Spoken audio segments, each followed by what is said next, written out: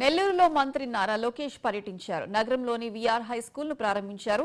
గత ప్రభుత్వ హయాంలో మూసివేసిన ఈ పాఠశాలను మంత్రి నారాయణ కుమార్తె శరణి ఎన్సీపీ కంపెనీ సహకారంతో ఆధునీకరించినట్లు లోకేష్ తెలిపారు. అంతర్జాతీయ ప్రమాణాలతో విఆర్ హై స్కూల్ రూపుదిద్దుకుంటుందని వెల్లడించారు.